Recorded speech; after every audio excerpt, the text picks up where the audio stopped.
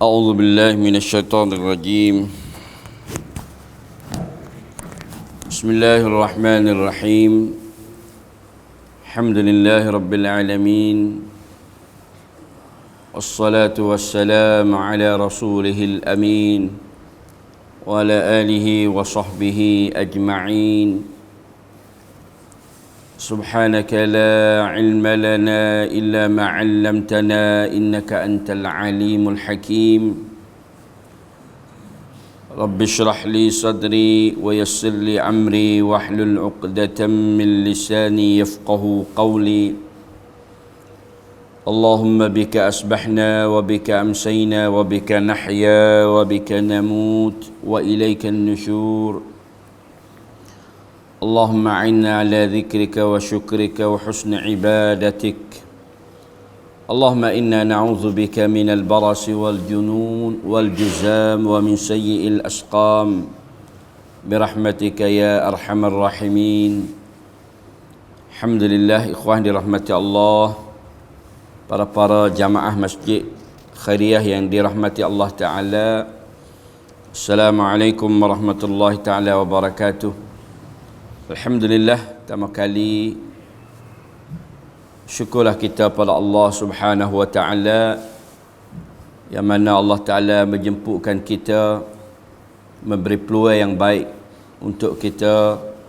Lebih lagi Allah Ta'ala jaga lagi kita dan memberi peluang lagi pada pagi ini, sama-sama kita dapat hidup di alam dunia yang senantiasa berubah, di alam dunia yang dipenuhi dengan cubaan, di alam dunia yang penuhi dengan bala dan fitnah yang menggubar atau menggugatkan keimanan seseorang manusia.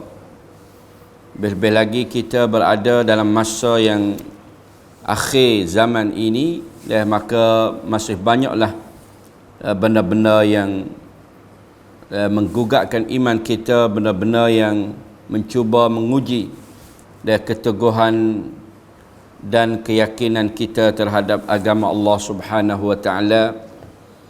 Maka alhamdulillah pagi ini, pagi Jumaat, pagi yang sangat barakat, waktu yang sangat barakat, hari yang sangat barakat, iaitu Sayyidul Ayyam, penghulu bagi hari Jumaat.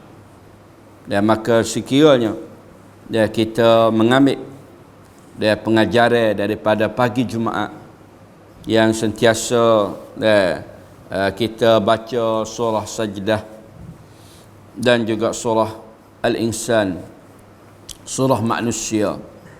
Dan Sajdah di antara satu surah yang menjadi sunnah Nabi SAW, yang Nabi bacanya dalam semaya subuh, walaupun tidak bacanya semua, bukan kata berkekal setiap subuh Jumaat bacanya surah Sajdah, tapi kebanyakan yang Nabi bacalah dalam perhimpunan semaya Jumaat, semaya subuh Jumaat ni, Nabi akan baca dua surah ini. Dan tujuan yang besar bukan kerana tujuan untuk nak sujud sejadah, tak. Sebagaimana kefahaman setengah-setengah orang kampung tu dok faham kata malam ni malas sujud sejadah. Sebenarnya tujuan yang besar bukan untuk sujud sejadah, tetapi tujuan yang besar untuk menjadi pelita dan untuk menjadi suluhan, untuk menjadi hidayah, untuk menjadi petunjuk ayat-ayat surah-surah, ayat-ayat yang dibaca ini, supaya kita mengambil pengajaran daripada awal hari lagi, sebelum daripada kita nak hidup pada siang hari Jumaat yang mulia ini. Kerana dua surah ini mengandungi prinsip hidup manusia, cara hidup untuk kita, cara hidup untuk kita daripada asal usul kejadian manusia, daripada kehidupan dia alam dunia, dan seterusnya kehidupan yang dia akan menepuhi setelah dia meninggal dunia ini. Kerana manusia yang hidup di dunia ini di bawah genggaman Allah. Allah Ta'ala mentadbirkan segala urusan ni daripada langit. Mana Allah Ta'ala mentadbirkan urusan. Yudabbirul amra minas sama'. Allah Ta'ala tadbir segala urusan dia ni daripada langit. Dan ilal ard, dan menuju atau kepada bumi. Ahli langit.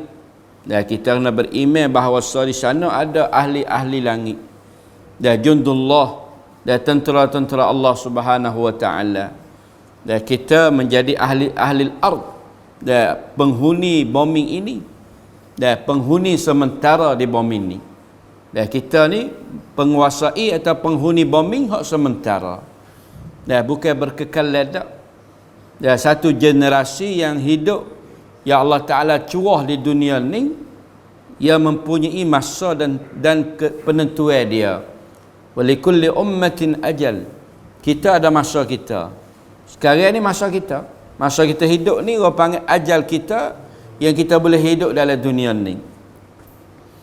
Selepas pada ni 50 tahun, selepas pada ni 100 tahun, maka tidak ada dah kita dalam dunia ni. Maka ada generasi baru yang akan timbul. Generasi boleh jadi generasi anak kita. Boleh jadi generasi cucu-cucu kita. Hak ada anak, ada cucu tu lah. Kalau hak tak ada anak, tak ada cucu, habis generasi dia. Di saat yang dia meninggal dunia, maka sudah habis zuriat dia. Maka dia tidak ada harapan kebaikan melalui zuriat. Kalau dia tidak ada kebaikan yang lain, maka habis kebaikan dia.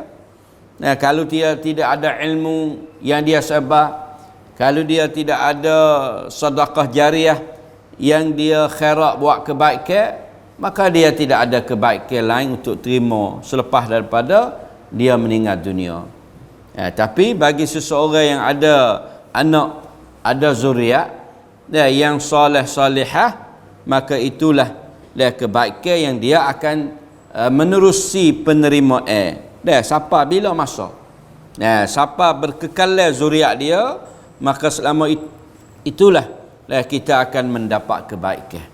Dan mendapat kebaikan, menjaminkan kehidupan panjangnya umur dan sebutan seseorang apabila melalui generasi dan keturunan-keturunan. Yang Allah Ta'ala mencipta kita ni ahsana kulla syai'in khalaqah. Allah Ta'ala menciptakan secomel-comel dan kejadian manusia. Dan manusia ni tak ada. Di antara makhluk yang paling comel. Walaqad khalaqnal insan ahsani taqwim. Allah Ta'ala jadi manusia sebaik-baik bentuk kejadian manusia. Walaupun kita ni kita senantiasa memerhati tentang asal usul kejadian kita, dan kita jangan terlupa sama sekali bahawa kita ini daripada jenis yang paling hina yang Allah Ta'ala cipta. Asal daripada tanah yang dihinakan oleh iblis. Iblis menghinakan tanah. Iblis mengaku dia lebih kuat, lebih berkasa, lebih tinggi martabatnya, lebih kuat, lebih tinggi, lebih banyak ilmunya, lebih kuat di segi ibadatnya. Data-data kena sujud kepada Adam. Aba wastakbara. Di saat yang Allah Ta'ala memerintahkan dia sujud, dia anggang, dia agak diri dia lebih baik daripada Adam. Iblis tidak nafi kekuatan Allah. Dia tidak nafikan ketuhanan, tetapi dia hanya tidak mau sujud kepada Adam.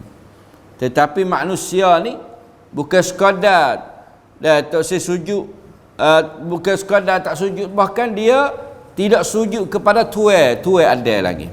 Dan manusia ni kalau kita tengok tak, lebih dahsyat daripada iblis lah. Kenapa? Kerana tak sujud tuai Adam lagi, iaitu Allah Ta'ala.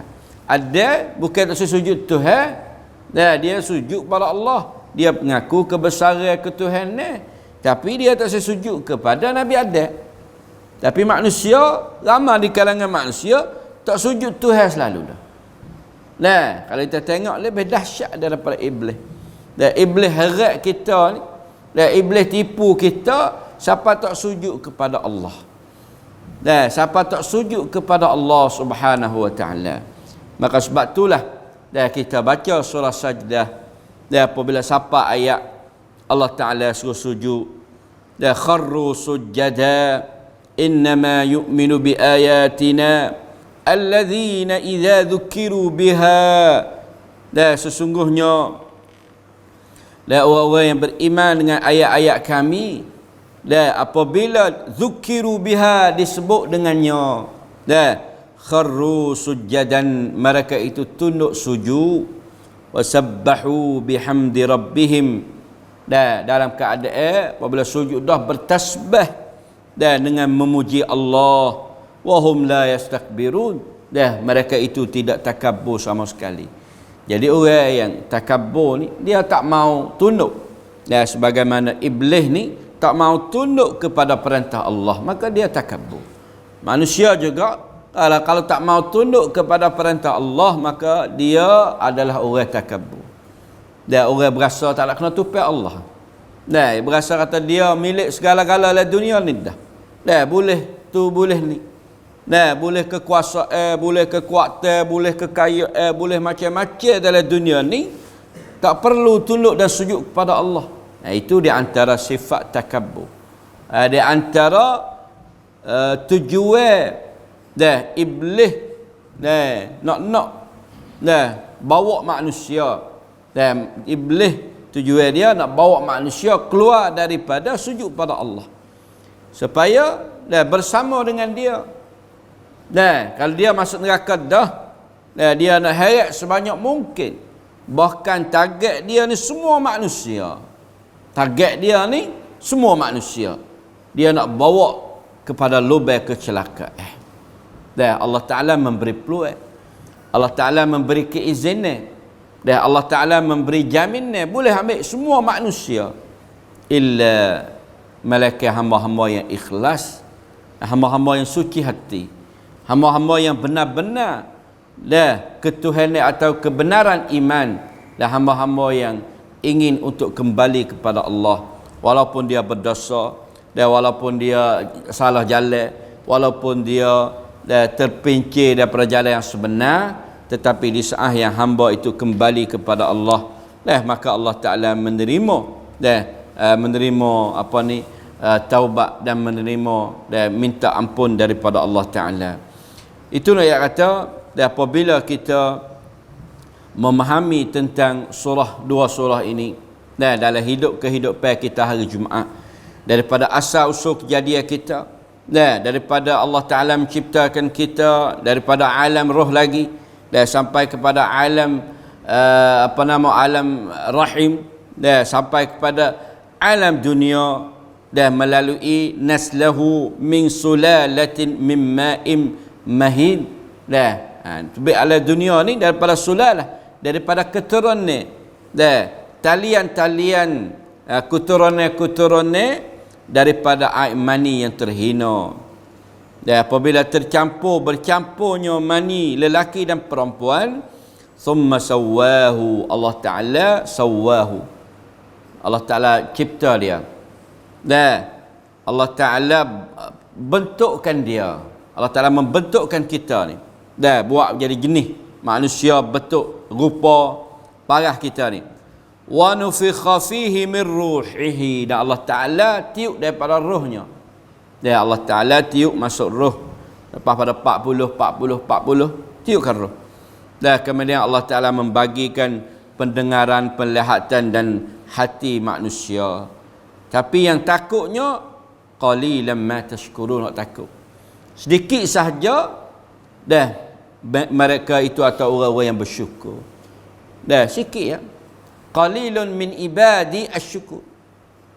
Qalilun belakang Tuhan sebut sikit belakang. Lek syukur ni tak banyak, boleh bilang. Mana qalilun. Tapi lek kufur, lek neraka ni ramai. Mama yu'minu aktsaruhum billah. Banyak orang-orang kufur. Sebab itulah learning, banyak kita tengok kadang-kadang timurnya di sana orang yang berani murtad, dia tubik daripada agama. Berani tubik sosial, pukul, pergi royak, kepada dunia, we tahu kata dia ni tak say ikut dah agama. Dan tak say turut dah Islam. Dan ada syubhat macam-macam. Nah, ni ayat kata di antara manusia yang sedikit yang bersyukur kepada Allah Subhanahu wa taala. Apabila hiduplah dunia, nah, Allah Taala bagikan jalan untuk hidup. Dan Allah Taala hantarkan nabi-nabi, dan hantarkan ajaran-ajaran, dan hantarkan syariat-syariat, dan mengikut penyesuaian dan setiap zaman lah, setiap makan, setiap tempat, setiap zaman itu ada syariat yang tertentu. Dan sehingga sampai kepada syariat Nabi kita dan sallallahu alaihi wasallam yang sesuai setiap zaman dan sesuai setiap tempat, sesuai setiap masa. Dan semenjak daripada Nabi sallallahu alaihi wasallam dan sampai kepada akhir dunia ni, sampai kepada kiamat, maka syariat Nabi kita lah syariat yang apa panggil sesuai setiap zaman. Dan barang sesiapa yang i'tiqad, yang berpegang dan menetap syariat Nabi dan dakwa bahawa syariat Nabi ni tak sesuai di zaman sekarang, kita tak perlu dah turut syariat, dan hukumnya kita pun tak perlu dah turut syariat, dan hidup kita juga tak perlu dah turut syariat Islam, kerana kemajuan dunia, dan dunia sudah maju, dunia sudah canggih, dan dunia sudah ada alat-alat teknologi. Dan orang-orang yang berpegang lagu tu, dan orang-orang yang masih hidup syok demikian itu, maka khawatir, takut-takutnya dia murtad pada agama, dan takut-takut dia iman dia dah sudah keluar daripada agama. Sebab itulah kita kena i'tiqad dan jazam, yakin bahawasanya syariat Islam ini yang kita anuti ini, yang kita berpegang ini sesuai di setiap zaman dan makan, setiap tempat, setiap masa. Nah, walaupun kita tak boleh nak beramal 100%. Nah, kita makna bukan kita beramal dengan syariat Islam boleh 100%. Banyak lagi di antara syariat Islam yang kita tak boleh nak amal.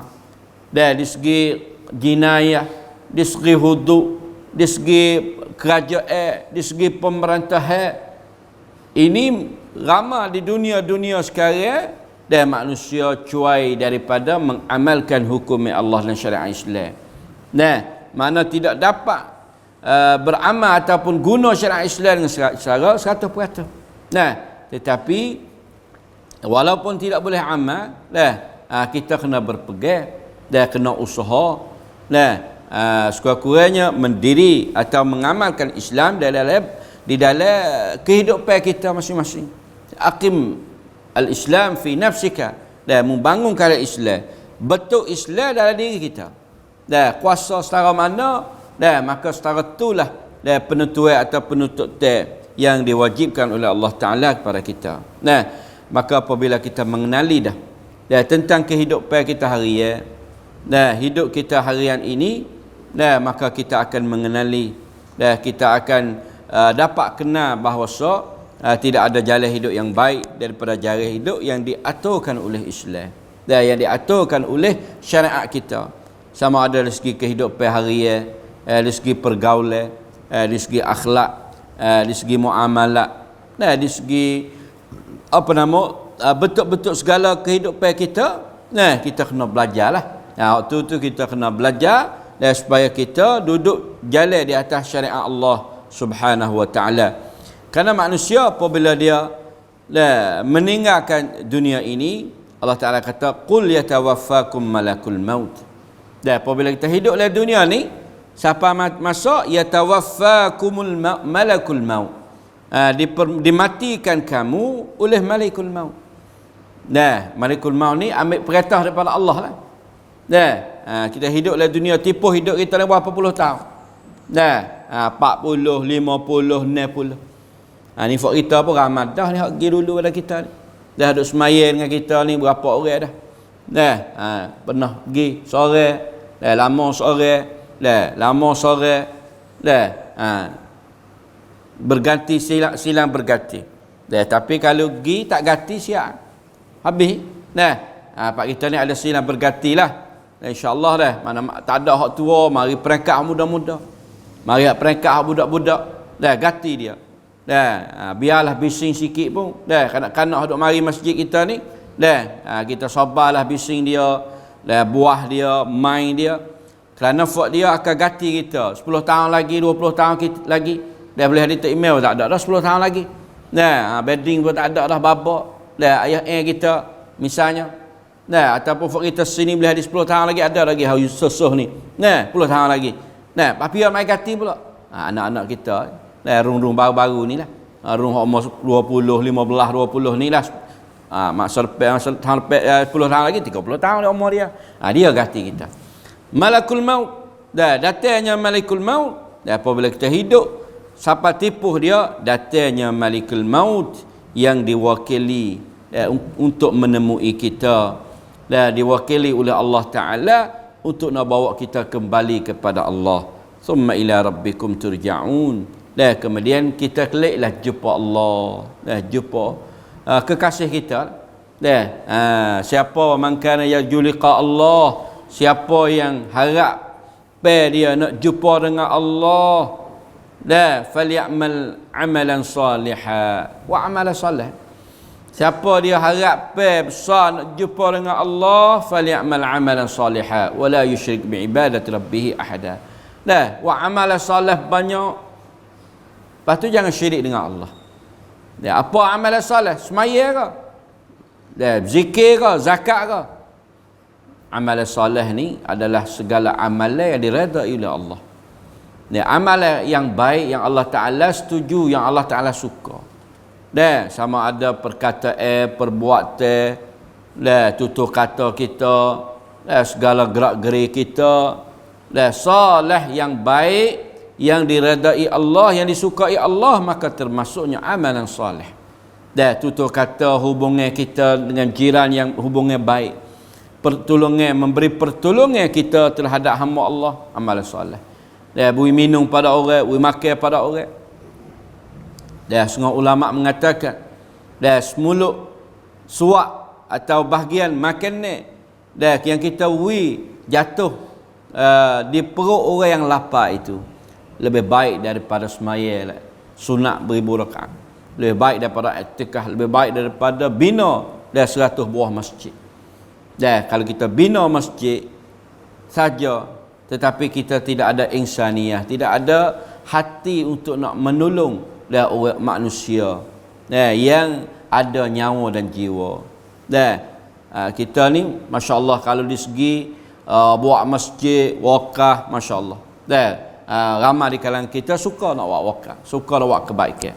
Tetapi kadang-kala mana apabila nak minta pertolongan kepada orang miskin, orang susah, orang yang orang panggil kurang, kekurangan, kita berasa boleh pahala ke tak dia tu. Sebenarnya yang itulah lebih besar pahalanya sisi Allah Ta'ala. Kerana tolong manusia yang bernyawa seperti kita. Sebab itulah apabila kita kembalinya pada Allah, Allah Ta'ala rakyat di sini ada dua golongan manusia. Golongan mukmin, golongan fasik. Afaman kana mu'minan kaman kana fasiqan la yastawun. Dua golongan. Becek lalu dah. Boleh yang mati ni Allah Ta'ala becek dah. Becek lalu dah. Dua golongan manusia, pertama mukmin, yang kedua fasik. Orang beriman wa amilus salihat, maka bagi dia jannatul ma'wa. Tempat turun dia nuzulan. Nuzulan tempat turun lah, tempat duduk dia. Tempat yang dia tetap turun. Kalih dia turunnya, orang-orang amal soleh ni, orang beriman, jannatul ma'wa, syurga. Wa ammal ladzina fasaqu, tapi orang yang fasik. Fasik ni orang keluar daripada landasan agama lah. Dia tak duduk di atas ajaran agama, tak duduk di atas perintah Allah, tak duduk di atas syariat Allah Ta'ala ni. Fa ma'wahumun nar, tempat kediaman dia adalah neraka. Kullama aradu an yakhruju minha. Dah duduk dalam neraka ni nak tubik sama. Tak sepah duduk dalam syurga. Dah duduk dalam syurga tak ada nak tubik dah. Boleh syurga dah. Boleh kemewahan dah. Boleh benda yang dia cita-cita dah. Tak ada minta tubik dah. Tapi hak duduk dalam neraka ni kullama aradu. Minta nak tubik tiap-tiap kali yang dia kehendak untuk nak tubik. U'idu fiha. Tak boleh bawa. Minta hundur nak tubik. Berjalan bisa mudah-mudah kata sepengah lari nak pergi buka pintu lah. Katuk pintu. Dah nampak lubang dah hungar, lubang dah pintu buka, bah hungar nak tubik neraka, katuk pintu. Hungar nak tubik pula, katuk pintu. Uidu fiha harak kelip pula. Dah bawa siapa tekak nak boleh tubik harak ni. Allah. Zuqu, dan dikatakan kepada mereka pula. Dah kata pula, zuqu azaban nar alladhi kuntum bihi tukadzibun. Fa'mu ni, rasakanlah. Dah rasakanlah. Dan rasa neraka, azab neraka yang mana telah kamu oleh dunia itu dusta. Dan dunia mu tak takut sikit apa neraka. Dan membuat gapo mu tak takut sikit apa neraka. Dan membuat kesalahan gapo mu tak ada rasa takut kepada balasan neraka. Maka hari ini mu rasakanlah neraka ni. Tapi kalau kita buatlah dunia, dah kita sedar dah tentang kesalahan, dah tentang kesalahan dan kesilapan kita sedar. Dan memanglah manusia kita ni dah ada salah dan silap, dari segi perkataan baik, dari segi perbuatan, dan dari segi hati kadang-kala. Tetapi kesilapan kalau dia sedar dan dia bertaubat, dia kembali, dia minta kemaafan daripada Allah, maka Allah Taala terima. Dan dia tidak mendustakan dan azab neraka dalam dunia. Dan bahkan dia yakin dan takut dan minta keampunan Allah kerana dia yakin dan takut akan azab Allah. Tetapi dah kesalahan dan kesilapan memanglah dah manusia pertarungan di antara dah hati yang baik, nafsu yang baik dengan nafsu yang jahat dalam tubuh kita ni, dia pertarungan semua. Dah dok balas semua, dok gilih harat gi mari semua. Di saat yang kita kalah kepada nafsu, di saat yang kita kalah kepada syaitan dan syahwat kita, maka kita jatuh lalu berkejahatan. Di saat yang kita kuat, yang kita gagah dan dapat merenakkan nafsu, kita boleh ikutkan ajaran Allah. Maka itulah pertarungan yang ada dalam setiap diri manusia. Tapi apabila dia salah, dia mengaku kesalahan. Dan Allah Ta'ala dah kasih kepada hamba-hamba yang sangat dah mengaku tentang kesalahan. Tapi kita nak ingat bahawa keseksaan dan azab dalam dunia ini adalah azab yang rendah sekali kalau nak banding dengan keseksaan dan kesusahan di alam akhirat esok. Sebab tu Allah Taala ayat wala nudziqannahum minal azabil adna dunal azabil akbari la'allahum yarji'un. Tujuan yang Allah Taala kita susah, yang Taala ujilah dunia ni nak kita klik pada dia tu. Nak kita sedar. Sebab itulah melalui COVID-19 ni kita kena sedar dah. Dan dunia pun sedar dah. Dunia, seluruh dunia dah. Mereka menyedari bahawasanya tidak ada cara yang hidup yang lebih baik daripada cara Islam. Tengok kepada witi hak Islam. Witi halal. Baru ni seorang calon hak nak semak puas bakat. Bukan orang Islam. Kecek hak halal. Kecek hak halal. Dia apabila nak kecek dengan orang Islam, dia bagi cengan halal dengan gapo, dia nak kecek. Dia pergi cari komun.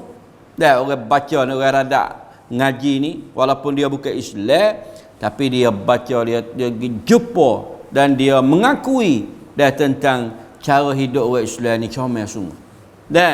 Comel sungguh. Boleh cium-yung dengan apa yang berlaku di zaman kita ini. Kumai yang tubik daripada mana yang datang wabak dan melandakan dunia seluruhnya. Tak lain tak bukan, asalnya datang daripada makanan yang manusia makan. Daripada makanan, jenis makanan sama ada daripada kelawar, daripada binatang-binatang yang jahat dan yang manusia makan. Maka di situlah timbulnya penyakit tersebut.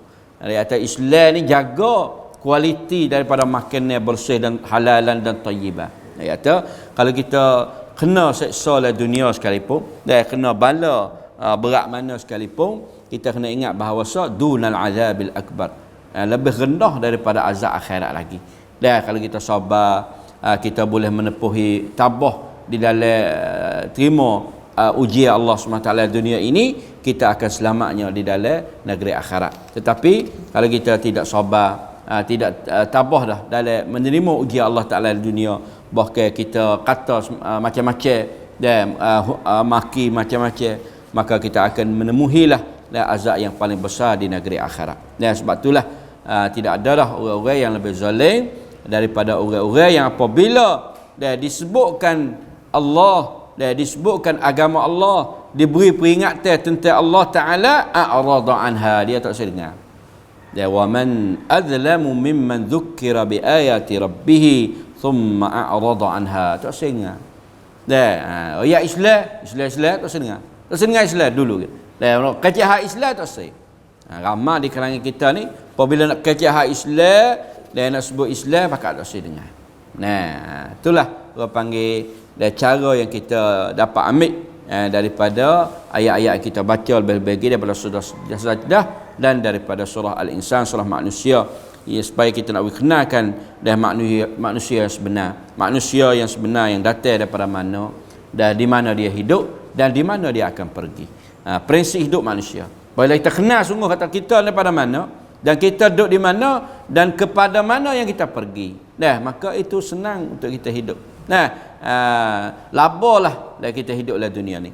Tapi kita tak kenal kita, tak kenal tempat duduk kita, tak kenal di mana kita akan pergi, maka rugilah kehidupan kita.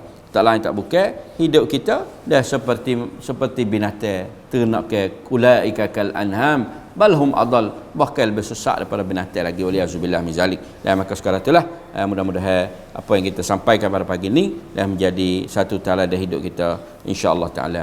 Aqul qawli hadza astaghfirullah sallallahu alaihi wa sallam. Assalamualaikum warahmatullahi wabarakatuh.